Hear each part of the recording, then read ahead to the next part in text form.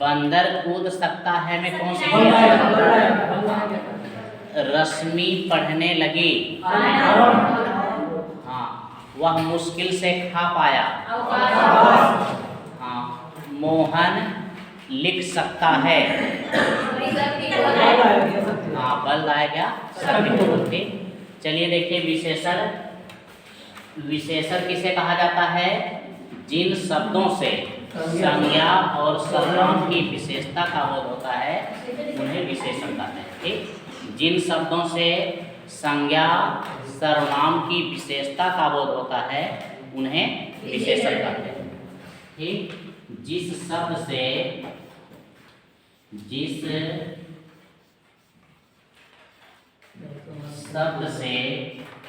या सर्वनाम की विशेषता का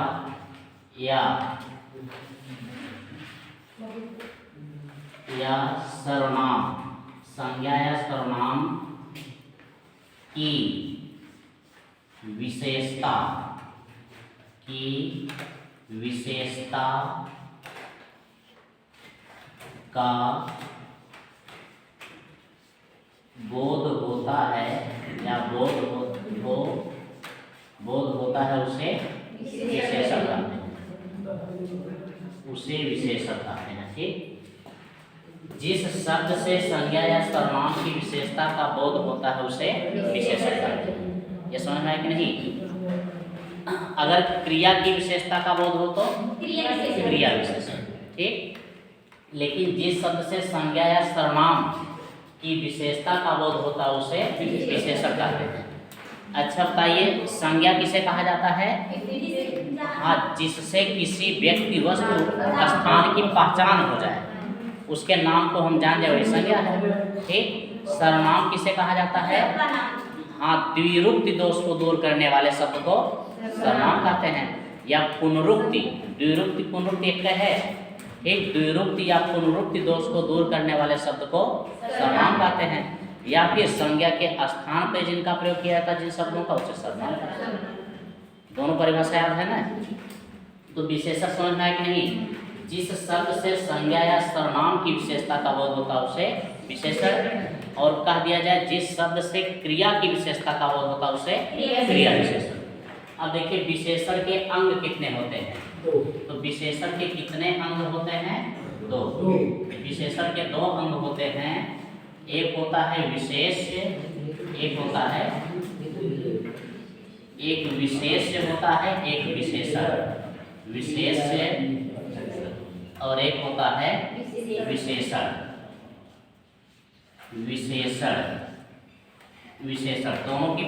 दोनों बात देखिए। विशेष किसे कहा जाता है? जिसकी विशेषता बताई जाती है।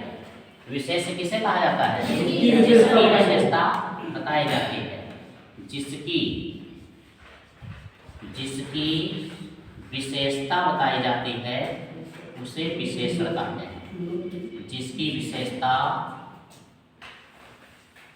बताई जाए उसे विशेष कहते हैं। उसे विशेष कहते हैं। विशेष, ठीक, विशेष कहते हैं। विशेषण किसे कहते हैं? हाँ, जिसके द्वारा विशेषता बताई जाती है उसे विशेषण। ठीक, जिसकी बताई जाए उसे विशेष, और जिससे बताई जाए उसे विशेषण। ठीक, जिससे या जिस शब्द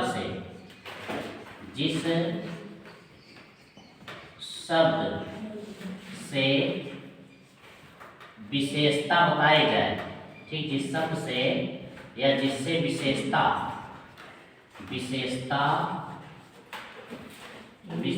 बताई जाए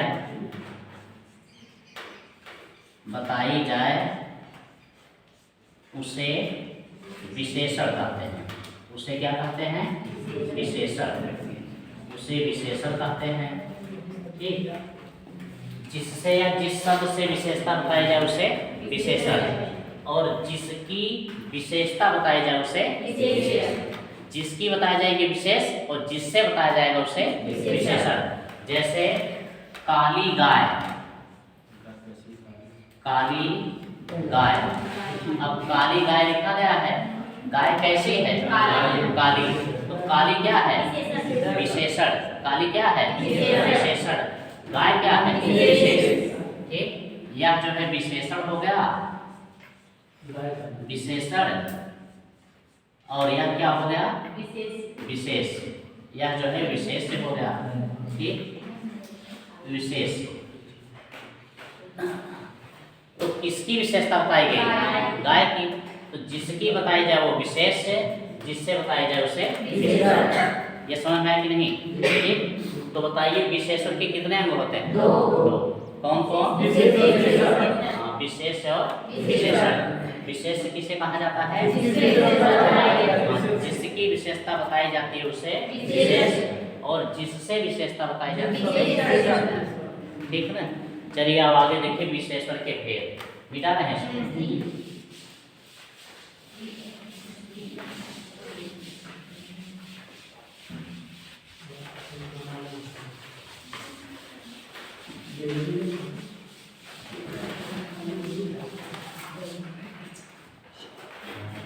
देखिए विशेषण के भेद। विशेषण के भेद। विशेषण के कितने भेद होते हैं? चार। विशेषण के कितने भेद होते हैं? चार। ठीक, अब देखिए चारों कौन कौन हैं? सबसे आगे है गुणवाचक। पहला कौन है? गुणवाचक। दूसरा संख्यावाचक। संख्यावाचक, संख्यावाचक। और तीसरा परिमाणवाचक। परिमाण माने नाप तौल। परिमाण माने नाप तौल। ठीक ना? परिमाणवाचक। और अंतिम है सार्वनामिक विशेषण। सार्वनामिक। सार्वनामिक में मूल शब्द कौन है? सर्वनाम। और कौन सा प्रत्यय जुड़ा है? एक। विशेषण। चलिए विशेषण के कितने भेद होते हैं? चार। ठीक, अब देखिए गुणवाचक विशेषण। जब किसी व्यक्ति, पहले सुनिए, जिस शब्द से लिख ही दे रहे हैं। ठीक है ना? जिस शब्द से किसी व्यक्ति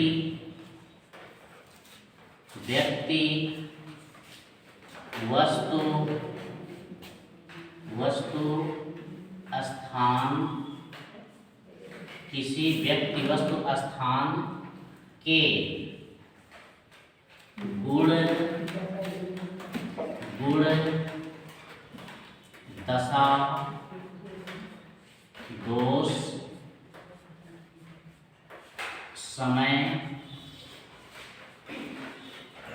समय को काल भी कहीं कहीं लिखा रहता है। चलिए काल ही लिखना ठीक रहेगा। दोष काल, दोष काल, स्थान, अवस्था,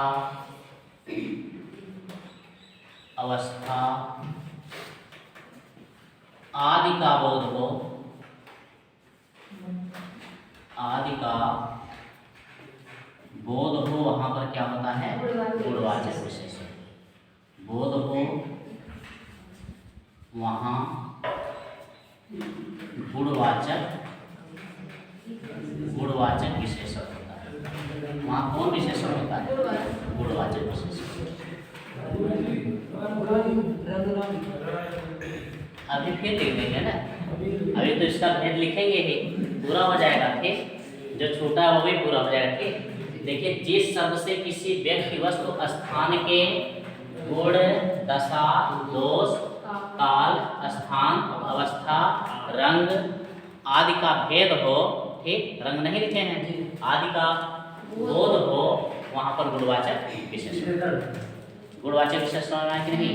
यानी किसी वस्तु का, चाहे जो वस्तु हो या व्यक्ति हो या कोई स्थान हो, उसके जो है गुण का, गुण मतलब जैसे ईमानदारी, अच्छाई, ठीक। तो लेकिन ईमानदार कहा जाएगा, ईमानदारी कहेंगे तो भाववाचक संज्ञा हो जाएगा, ठीक। ईमानदार, अच्छा, भला, सच्चा, गुणवाचक विशेषण हो गया, ठीक। दशा में दुबला, पतला, मोटा, दशा हो गया। दोष में बेईमान, बुरा, दुष्ट, ठीक। दोषवाचक हो गया। काल में नया, पुराना, ठीक। नवीन, प्राचीन, अर्वाचीन, सब क्या हो गया? कालवाचक, ठीक। स्थान में बाहर, भीतर, यानी बाहरी, भीतरी, ग्रामीण, भारतीय, चीनी, रूसी, जापानी, ये सब क्या हो गया? स्थानवाचक। जैसे कहा जाए जापानी व्यक्ति, रूसी आदमी, ठीक ना, या जो है बाहरी व्यक्ति, ठीक। तो क्या हो जाएगा? स्थान का मूल हो गया, ठीक ना। अवस्था में जैसे बूढ़ा, जवान, किशोर, सब अवस्था बोधक हो जाएगा, ठीक। रंग में जो है काला, पीला, नीला, सब जो है ये सभी किसके अंतर्गत आते हैं? गुणवाचक विशेषण। समझ में कि नहीं? परिभाषा समझ में आ गई? चलिए अब देखिए गुणवाचक के और कौन कौन भेद होते हैं, पूरा लिख दे रहे हैं।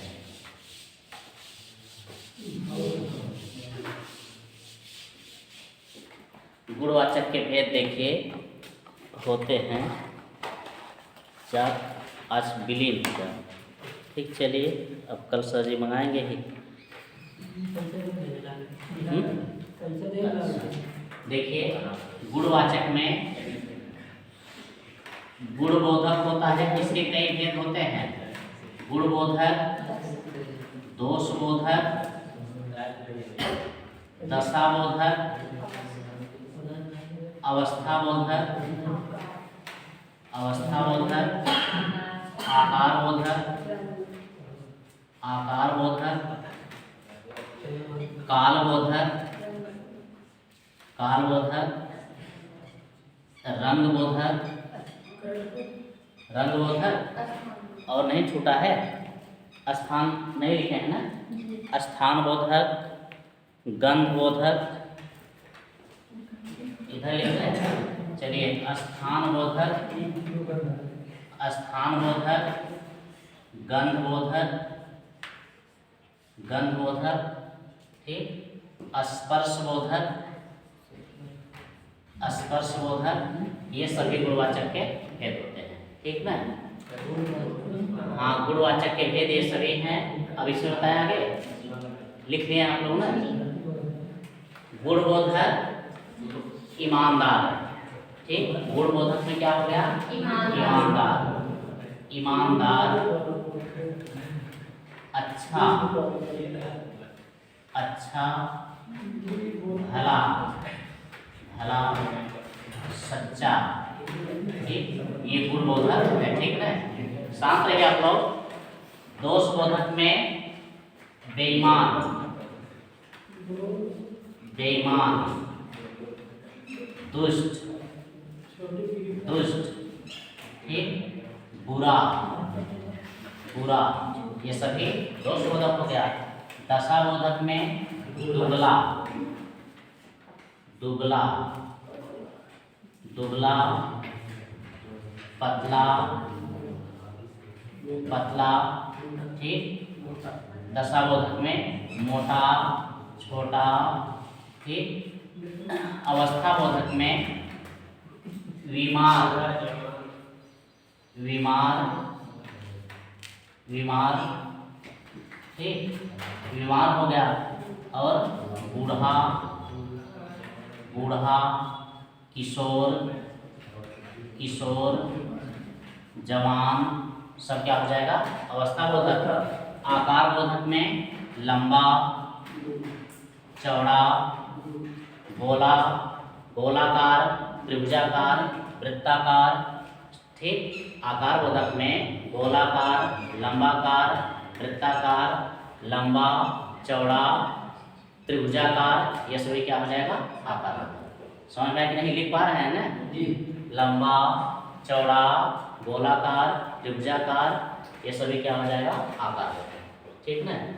कालबोधक, काल माने समय, तो इसमें जो है नया, पुराना, नया, पुराना, प्राचीन, नया, पुराना, प्राचीन, नवीन, अर्वाचीन। ठीक, ये सब क्या हो जाएगा? काल। अर्वाचीन मतलब भी नवीन होता है। पढ़े नहीं है बीए में अर्वाचीन हिंदी? ठीक, पूर्वांचल में जो है, पूर्वांचल नहीं, अवध यूनिवर्सिटी में प्राचीन हिंदी काव्य चलता है फर्स्ट ईयर में, सेकेंड ईयर में अर्वाचीन हिंदी का। ठीक है, तो प्राचीन का विलोम अर्वाचीन। आगे सुनिए, देखिए कालबोधक में तो समझ में आ गया कि नया, पुराना, प्राचीन, नवीन, ये सब क्या हो जाएगा? कालबोधक। रंगबोधक में है लाल, हरा, नीला, पीला, ये तो आप लोग जान ही रहे हैं ना, लाल, हरा, नीला, पीला। ठीक, स्थानबोधक में बाहरी, भीतरी, जापानी, भारतीय, सब क्या हो गया? स्थानबोधक। एक स्थान का प्रयोग हो रहा कि नहीं, स्थान के तरफ संकेत हो रहा कि नहीं, जैसे भारतीय का दिए, भारत देश एक स्थान है। ठीक, भीतरी एक स्थान की तरफ इशारा, बाहरी व्यक्ति एक स्थान की तरफ इशारा। ठीक, तो भीतरी, बाहरी सब क्या हो जाएगा? स्थानबोधक। भीतरी, बाहरी, बाहरी और भारतीय, भारतीय, रूसी, जापानी। ठीक, ये समझ में आया कि नहीं? तो जापानी लिख देंगे तो जापान देश की तरफ इशारा हो गया। ठीक, तो स्थानबोधक। गंधबोधक जैसे सुगंधित पुष्प, ठीक, सुगंधित, दुर्गंधित। ठीक, और भी तमाम शब्द हैं, सुगंधित, दुर्गंधित, खुशबूदार, बदबूदार। ठीक, यानी सुगंधित, सुगंधित, खुशबूदार, खुशबूदार। अच्छा, अगर ये पूछ लिया जाए खुशबूदार में कितने प्रत्यय हैं, बता सकते हैं? 2 प्रत्यय हैं। कौन कौन? एक बू है, एक दार है। और ये कैसे प्रत्यय हैं? तो फारसी प्रत्यय हैं। ठीक, हिंदी के नहीं है, फारसी प्रत्यय है। ठीक, खुश माने खुश कर देने वाला, बू माने गंध। ठीक, जो गंध खुश कर दे खुशबू है। ठीक, और दार माने देने वाला। ठीक, अच्छी गंध देने वाला। ठीक, खुशबूदार, बदबूदार, सुगंधित, दुर्गंधित, ये सब क्या हो गया? गंध। स्पर्श वाले में है कठोर, कठोर, मुलायम, मुलायम। ठीक, मखमली, ये सभी क्या हो जाता है? स्पर्शबोधक। जब उसको छुएंगे तो लगेगा कठोर है कि मुलायम है। ठीक ना, समझ में आया कि नहीं? ये गुणवाचक विशेषण था। तो विशेषण भी आगे पढ़ाएं। आगे देखिए संख्यावाचक।